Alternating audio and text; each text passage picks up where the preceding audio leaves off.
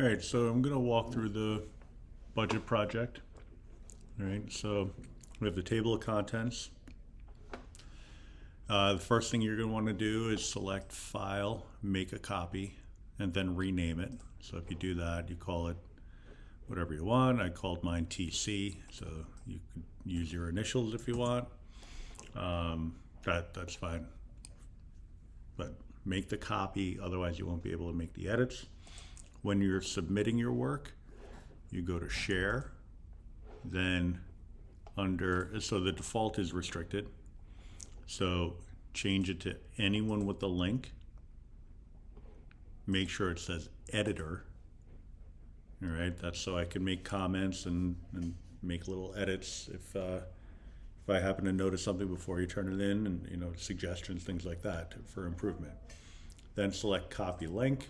It'll say link copied. That's what gets submitted to Brightspace. All right, so that's the approach you should use for that. And you could submit that right away. If you submit that right now, then you don't have to worry about it. Any update that you make to the file will be automatically updated on the link, which is already in Brightspace. All right. So going down the line here, we have the assignment. If I click on that, it brings me to the assignment tab. You don't actually have to use the table of contents. You could just click on the little tabs over and over again and see where that takes you. All right. For this one, you know what? I might actually just start with a blank one. So I'll just do it. I'll do File, make a copy. I'll pretend I'm you. So, and I'll call it RS for random student. All right, so it'll create a new file, and we'll call that is called budget project. I do Share, change it to anyone with a link, editor. I would copy that link. So don't do anything up here. All right, people with access, all that stuff. Don't add it that way. Just copy the link. That link is automatically copied. I copied it 4 times already, just for good measure. That is what goes into Brightspace. All right. So for the assignment, you're going to find information related to a job. So you'll find a job listing, a home listing, interest rates associated with different loans, things like that, research, electrical costs. Right. So the hardest part of this assignment is the research part. Somebody asked about government job listings. So quick Google search, I found this. Hopefully it's useful. Right. It seemed to be pretty useful. Right. I just put in something like IT, which is pretty popular, and it brought up some listings that look pretty legit. Right. So if you find that to be useful, if you're interested in a government job, you can go that route. I put Indeed.com, that's pretty popular. But if you find any other job listings, whatever you find is perfectly okay, as long as it's reasonably legit. Education necessary, click on that. Student loan, this is as of 2023 is the last time I accessed it.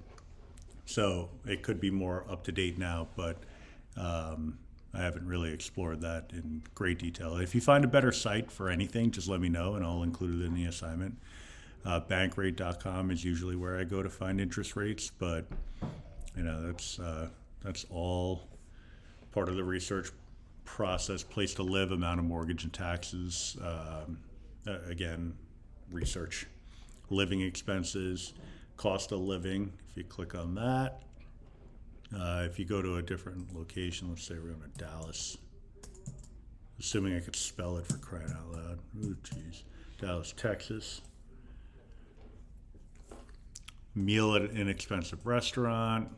Gives you some ballpark, low end, high end. Right? Combo meal at McDonald's. Imported beer versus domestic beer or a cappuccino. Right? It just gives you kind of the going rate. Now the milk, they go by liter, so if you buy it by the gallon, you'd make a quick multiplication there. I don't know. I just spent I think it was $8.99 on a gallon of milk, so I question how accurate this is. But maybe it was the kind of milk I got. I don't know. chicken fillets, bananas, things like that. So a bunch of different things that you can look into, taxis, utilities. It gives you a ballpark estimate, but you could use this as a multiplier. So if you're talking about basic utilities for 915 square feet, but the place that you're looking to buy has about 3,000 square feet, then just multiply this number roughly by 3 and you get an estimate. It's okay to put estimate values in. You don't have to put exact values. It's really just trying to give a ballpark. Then once you do that, if it is an estimate, just make a note that that's what it is. It's an estimate. If it's a value that you got from a listing, put a link to the listing, right? So there's really not much more to it than that. So like if I find a life insurance quote, just put a link in here. Like where did you get it? And you shouldn't have to sign up for anything, no accounts, nothing like that. It should be a simple matter of searching it up. So if anything asks you to put in personal information, like you go, I was like, I want to get an insurance quote. You don't necessarily need a quote, you just need an estimate, right? If you go for a quote, somebody's going to try to sell you that insurance. So just be careful about that. Don't put any personal information into a search, right? For the sake of just kind of moving this forward, I'll put in some values. Let's say I did some research. I found some links that substantiated my work here. And I came up with life insurance is $45 a month. Home and renters insurance costs, let's say, $75 a month. Actually, these are annual amounts. So if I'm saying it's $45 a month, I would put the annual value in. So let me just make it a little cleaner. I'll just put 500. Right. So not exactly $45 a month, but something like that. Home renters insurance, let's say that cost me like $750 a month. I don't know. Vehicle insurance, let's say that's $3,000 for the year, which is about $250 per month. So again, annual fixed expenses. If you want to update some titles just to make it a little clearer, you could say annual amount, right? You could always extend the width of the column. Real estate property taxes, I would just pull that from something, but let's say it's 10,000. All right, car registration, I don't know, 75. I remember it being something along those lines, but I'm not 100% sure. It might be a lot more than that. Charitable contributions, that's discretionary. If something is discretionary or optional, just make a little note there that it's optional. So like this is something that you decide on. So if you can only do like $100 a year for charity, that's fine. Heating, let's say that costs like $5,000 a year. All right.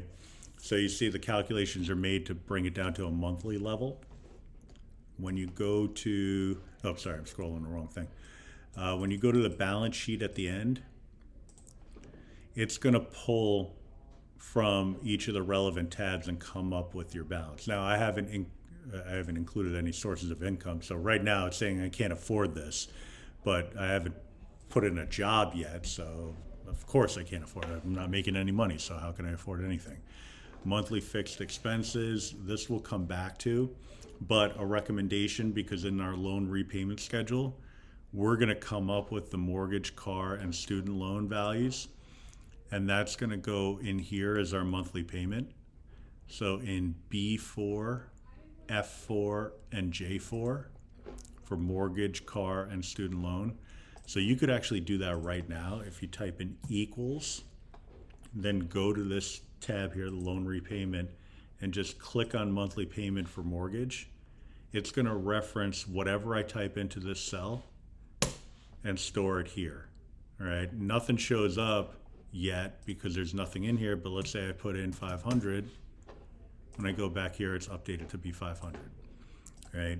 So I can do that for each of these. So my next one, so type in equals anytime you want to put in an equation, car loan, lock it in by hitting enter, equals, click over into J4, hit enter to lock it in.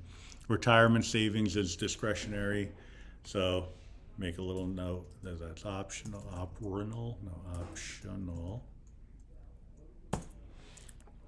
Okay. For these, you wouldn't have to put any kind of justification because it's coming from here, and that's something that you would justify. But if you wanted to put in the link for where you determined your interest rates, you could do that also. So I'd go to bankrate.com or something along those lines. All right, I'm going to come back to this in a minute. The monthly variable expenses spreadsheet, that is also something that's largely either researched or something that, I mean, you'd be making a guess or an estimate. So, like, how much do I spend a month in food and groceries? It depends on the month. Right? If I'm buying for Thanksgiving dinner, it's going to cost a lot more than if I'm buying for just an ordinary Tuesday night. Right? So, I'll just put in some numbers. Let's say $1,000 a month for food. Let's say it's a family of four. I don't know. You can go to the cost, basic utilities. If you want to combine this all into one thing, you can do that. But I'll put in, let's say I do have a 3,000 square foot place. So multiply this number by a little bit more than 3. So instead of like 6 and change, I might just say 7 to keep it clean. But I could modify this so I'd get rid of, like, because again, it's including heating, cooling, water, and garbage. So heating, garbage, so electricity, heating, garbage, sewer, and then just wipe these out. You could put other things in their place if it makes more sense. Water, I guess, would go under that. The cell, you put in whatever you have. If you happen to know how much it costs you, like I think I'm around $120 a month.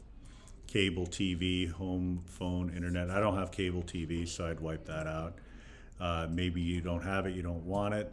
I don't know. So, but that roughly is about like $80 a month. Gasoline, on a monthly basis, I spend about like $300. Let's see, no, 2 to 3 times a week. So, 2.5. Yeah, it's like $1,200. No, that seems large too. Let's see. It could be minimum 100 because I fill up twice and it's about $50. But sometimes I fill up a third time. So 100, 200, so 400. It's about $600 a month, maybe 700, but I'll say 600. And maybe that's factored into my commuter costs. I don't pay for a toll or train, so it's just car. So there we go. Semi-regular expenses. This could be discretionary. If I pay monthly, if I have a service plan for car maintenance, maybe I pay monthly, but I pay as I go. So let's say I spend like a couple $100 a year. Clothing, I don't buy a whole ton of clothing, so maybe a couple $100 a year. Movies, theater, I only go like twice a year, so semi-annually, so let's say it's $100. Sporting events, I go to a lot of sporting events. I'll put in my Giants season tickets. All right, I'll put that as an annual amount so that it breaks it up per month. Recreation, this is my recreation, so there you go. And then the dining out, maybe another $1,000 a year. Right, so I'll put that as annually, so it makes it a monthly value. Then I'll throw in some salaries. Let's say I make $100,000, but then I work a second job and I get another $25,000 that way. And we'll call these annual. If you get paid by the hour, it's a different story. I don't have any investments, so I'd wipe that out.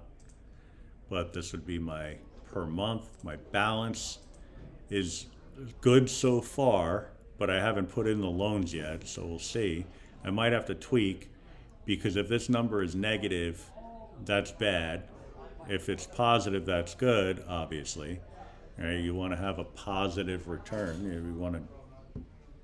You want to have extra money at the end of every month, but I have to figure out the loan part, so that's going to come next. If I end up with something that's not a positive number here, then I'd have to adjust the things that are adjustable.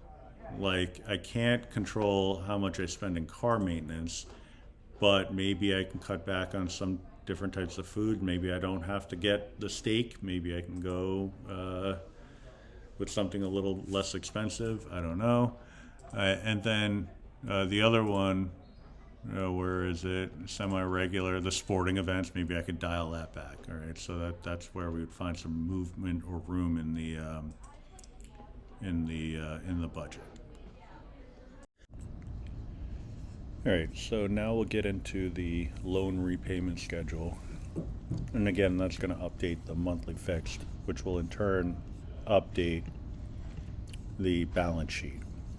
All right, so for that, I'm going to assume, I'm just going to make up some numbers here, that we have borrowed $750,000 at an interest rate of 6.5.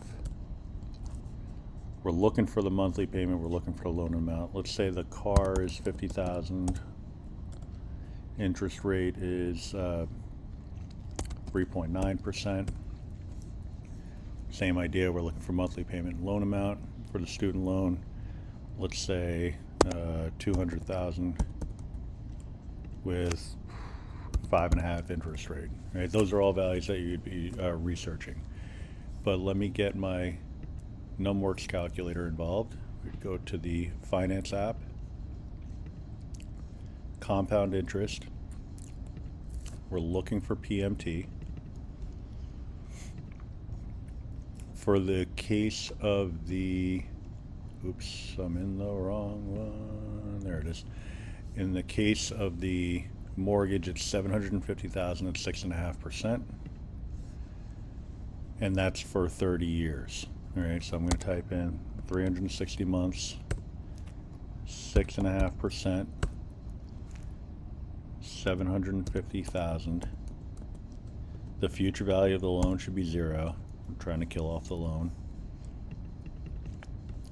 Confirm, leave it at end. Confirm, we're looking at this number here. So 4740.51. All right, so 4740.51.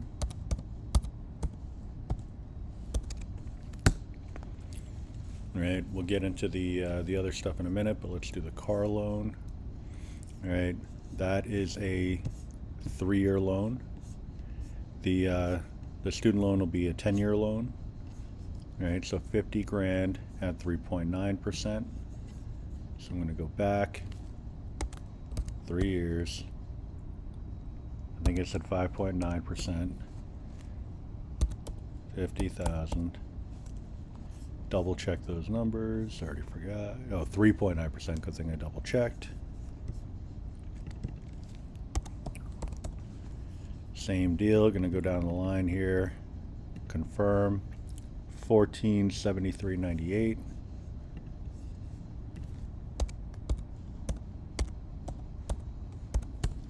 All right. 1473.98. Yep. Then 200,000 at 5.5%. So that was 120 months.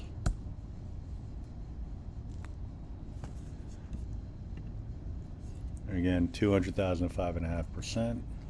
So 5.5, 200,000 down the line.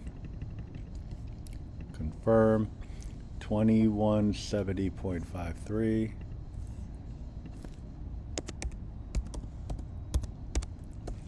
All right, so these are some pretty hefty monthly payments.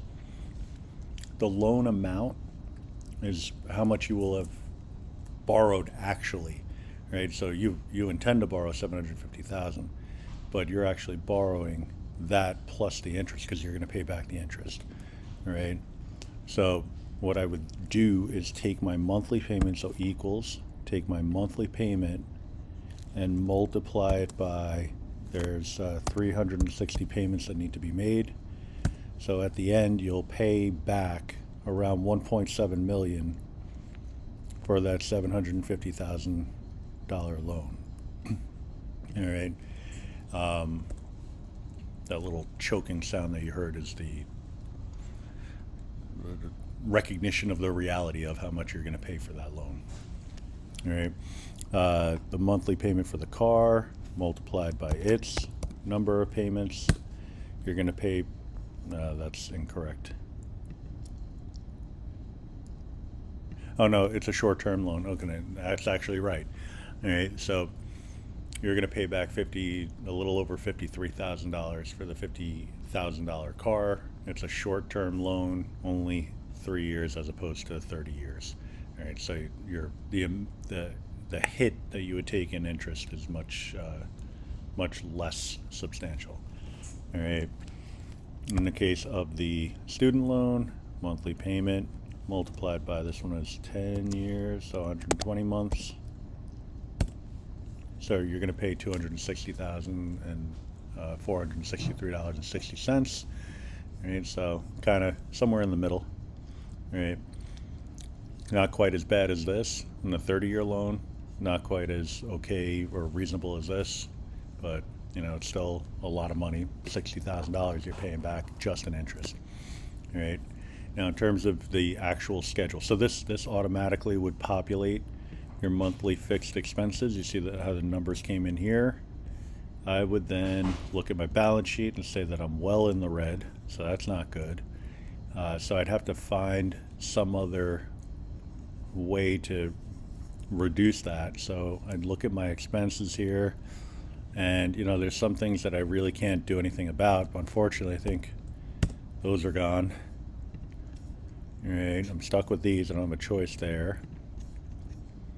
Food, I'll try to tighten the old belt here and see what happens. Can't do anything about this one. Sell, and this day and age, I'm kind of stuck with that. This is almost the bare minimum here. Gas, I'm not going on vacation every week, so that's having to do with work and other responsibilities. It looks like sporting events is going out, maybe dining out. Let's see what I can say. I still got over $2,000 a month to get rid of here. So, and that's not coming from these numbers, but I guess I'm not dining out anymore. All right, car maintenance, clothing. I was at kind of the bare minimum clothing anyway, so I'm not watching any movies. And I guess I got to sell my tickets. All right, still in the red. What this unfortunately is probably telling me, and I can't just assume, for the purpose of life and for the project, you can't just be like, well, you win some, you lose some. I'm going to be short almost $2,000 a month. It means your budget is invalid. What that unfortunately means is that I don't think I can buy this house, or I can't buy this car. All right, so if I chop this value in half, maybe find a cheaper car, I can get a new monthly payment, which is probably half of that value, and now I can make a dent in it. So I'd have to recompute my TVM. All right, so that's something to keep in mind. Also, the car goes first, but then after that, can I afford this house? That's another conversation. All right, so that's something you have to play around with and make some updates. You can't mess with this one. This is already in the books. Right? Unless you decide, okay, well, I can't afford that college, but why would you sacrifice your education for a more expensive car? Find a cheaper car and go from there. All right, but that's stuff that you can play around with in terms of, and should play around with, because here it's hypothetical. We don't want to find out in real life, right? So, but in terms of the actual payment schedule, I would take, so E equals, I'm going to take whatever my loan amount is and subtract off of that 1, in the first case, 1 times whatever my monthly payment is. It'll give me a suggested autofill, so I'm going to ignore that because those values don't really make much sense. What this is how much is left on the loan after 1 month of payments, which makes sense. All right, but if I try to drag that little, I call it a handlebar, but if I drag that down, you see how it becomes like a crosshair? It'll update the cells below it, but you see the references here? It correctly moved down to A9, which is what I want, but it moved off of the monthly payment in 4 and the loan amount in 5. So I could either manually go in and change this, which would kind of stink because then I have to do that about 358 more times. So let's not do it that way. Instead, what I can do is put a $sign in front of the 5. So I say put it on the 5. and on the 4 so that it locks that reference. So when I drag down the line here, you see what it updated. It changed A8 to A9, but it left 5 and 4 alone. So now I can go right on down all the way to 360.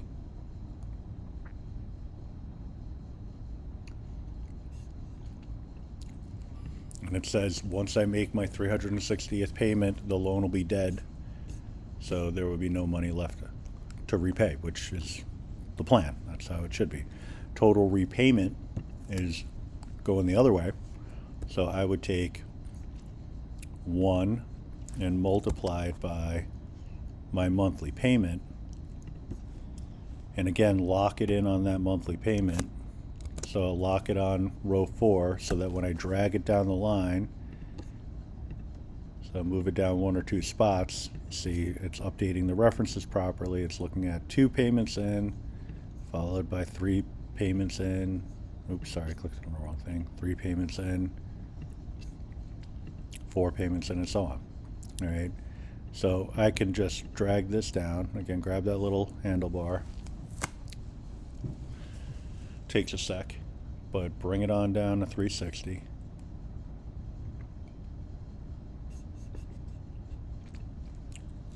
And that tells me how much I will have paid back at the end of the loan, which is what the loan amount is. Now the good thing is once you do that, if you do that correctly with the dollar signs, I can Command C or Control C if you're on a PC, copy it over, and you see that the references are updated, pointing to the right stuff. So I can immediately, I could do both simultaneously, drag it down the line, and it'll accomplish the same thing just much quicker. Do that one more time. So 258, that makes sense. If I knock off about 2 grand from 260, that should put me about 268. And then run it down the line, this time to 120. The loan is valued at $0 after I make my 120th payment, and I will have paid back $260,460.60, which is what the loan amount is. So my payment schedule is correct and good to go. But the challenge going forward, if I'm doing this assignment, I would now need to figure out a way, and it might involve changing some of these values, which would in turn change these things. The good news is if I change this and I do my TVM stuff in NumWorks to come up with this new value, everything else is going to update based off of that. I'll show you real quick. If I make this 2,000, see everything gets changed based off of that. All right, so that's good news. All right, that's kind of where you want to be. All right, but in order for this to have changed, this needs to have changed, which means that whatever house I had my heart set on is probably not in the budget. All right, so that's something that you would want to consider. Having a rough idea how much it's going to cost at the end of the line, or at least on a monthly basis, is a good place to start. But yeah, you could just play around with the numbers and see. Once this number is no longer red, then your budget is balanced. If you have a surplus, great, that's extra money that you can invest. And you could do that through a savings account or other form of investment. But if this number is red, this is money that you owe every month. So you're essentially bankrupt, right? If you live like that. So that's the challenge. And once you make that update, you can draw some reasonable conclusion. It doesn't have to be overly lengthy. Just talk about the background, what you're going for in developing your budget, what your plans are. It doesn't have to be ultra specific, but it should be enough to kind of get the idea across.